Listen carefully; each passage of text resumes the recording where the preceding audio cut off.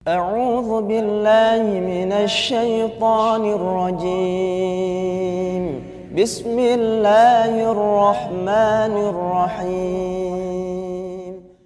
Assalamualaikum warahmatullahi wabarakatuh. Perkenalkan, nama saya Christina Huta Barat. Saya asli Medan, tapi alhamdulillah lahir di Padang dan semua jenjang pendidikan saya itu ada di Padang. Agama saya sebelum saya hijrah menjadi seorang Muslim adalah Kristen Protestan, dan gereja saya di Padang itu adalah gereja HKBP. Iya, iya Batak. Masuk Islam tahun berapa? Alhamdulillah tahun 2017 4 November pas selesai, pas waktu itu azan asar. Emang apa triggernya yang mendasari Mbak itu memeluk Islam? Itu panjang sekali ceritanya. Gini loh Mas, saya itu lahir dari keluarga yang tanda artian kuat agamanya. Sampai paman saya juga pendeta, paman saya pendeta, abang saya itu ketua gereja di HKBP, dan kami itu kalau misalnya tidak pergi ke gereja itu ya intinya pasti akan ada ceramah lah dari pagi sampai siang, intinya kami harus ke gereja. Pada saat itu ya karena saya mengikuti agama orang tua saya dan saya harus patuh sebagai anak, tentu saya mengikuti keinginan beliau. Tapi pada saat itu ada satu titik di mana saya mengatakan kalau Tuhan yang dulu saya anut itu adalah bukan Tuhan saya. Kenapa saya menyatakan demikian? Karena kenapa Tuhan bisa jadi manusia? Kenapa Tuhan bisa jadi manusia? Iya, gitu. Terus kenapa Tuhan bisa menebus dosa-dosa ciptaannya? Kan kalau kita analogikan itu kan sesuatu hal yang aneh ya. Kok bisa Tuhan jadi manusia, Tuhan merasakan lapar, Tuhan bisa tidur, dan Tuhan harus menebus dosa-dosa ciptaannya.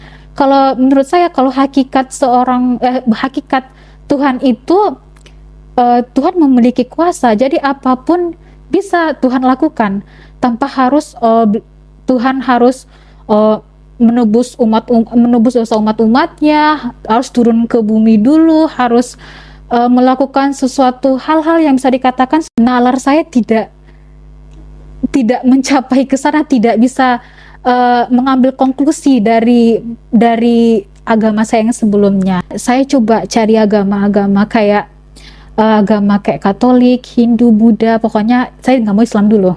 Kenapa? Karena menurut saya Islam itu sesuatu hal yang negatif.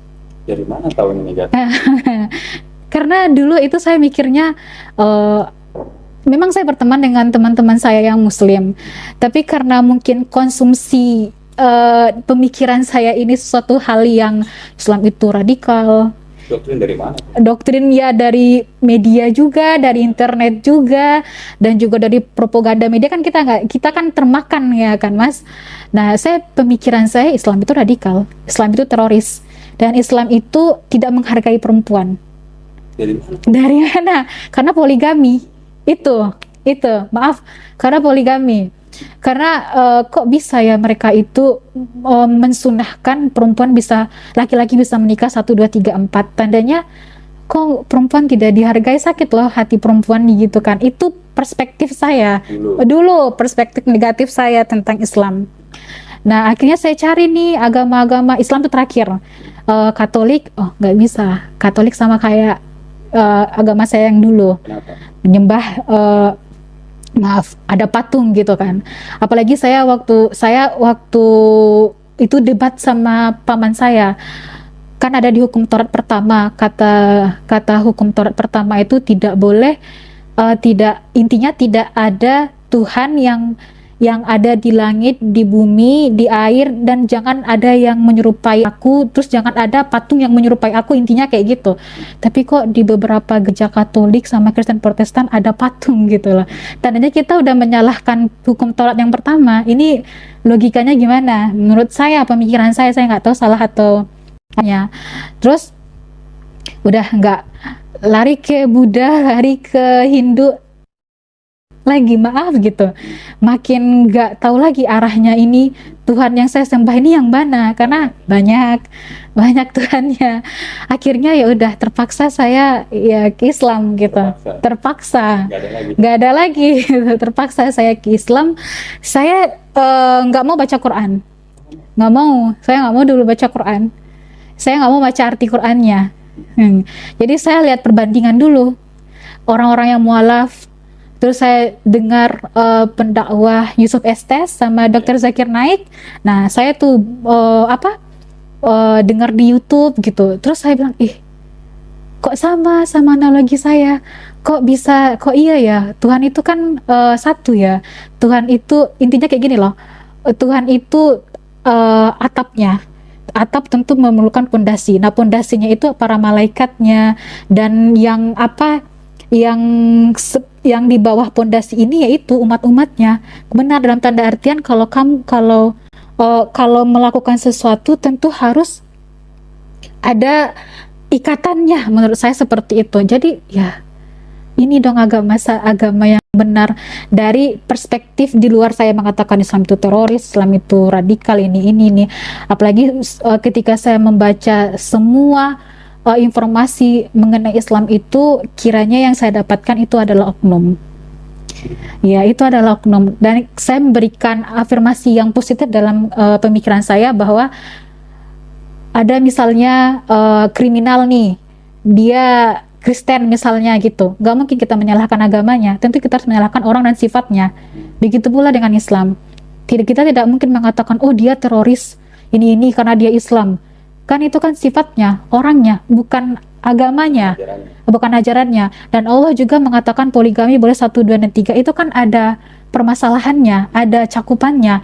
Kenapa Allah membolehkan ada pernikahan laki-laki 1, 2, 3? Kalaupun nggak sanggup kan udah dibilang sama Allah cukup 1, 2, 3, 4, itu pun ada alasan tersembunyinya sesuatunya. Kalaupun misalnya ada orang yang menikah 1, 2, 3, 4 tapi dia tidak bisa melakukan kewajibannya dengan baik, jangan salahkan agamanya, salahkan orangnya. Dalam tanda artinya itu kan oknum. Nah, begitu pula dengan yang hal-hal negatifnya. Nah, itu yang membuat saya, oh ya udah, ini saya yakin agama saya ini benar. Apalagi pada saat ketika waktu itu saya memberanikan diri membaca Quran online. Artinya saya suka banget nih mengenai hari kiamat. Karena kenapa? Dalam agama saya dulu tuh nggak ada hari kiamat.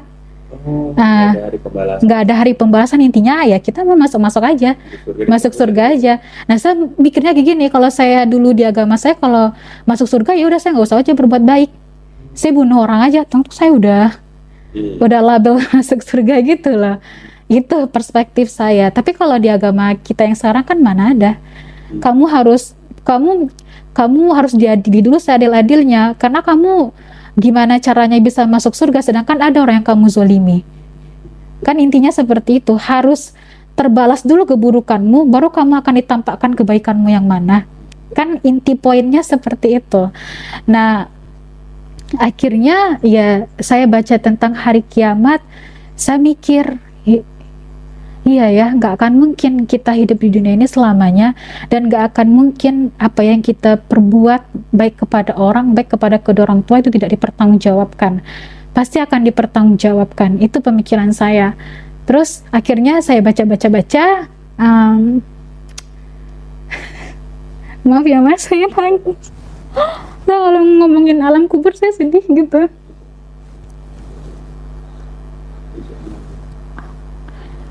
Tapi di-cut kan? Maaf ya. Gak apa-apa, lanjut. Jadi ketika saya baca Quran mengenai alam kubur itu kayak ada rasa ketakutan bagi saya sendiri gitu. Saya takut, ya Allah, kalau memang nanti saya mati dalam keadaan kafir, alam kubur saya seperti apa? Ketika nanti para malaikatnya mempertanyakan, akan ada pertanyaan ya mas, ketika kita nanti di alam kubur, terus saya nanti jawabnya gimana gitu. Itu yang saya bingung kan waktu saya sebelum jadi muslim kan. Jadi saya baca-baca lagi Quran, tentang intinya saya sangat menyukai kalau Quran itu adalah ayat-ayat mengenai hari kiamat.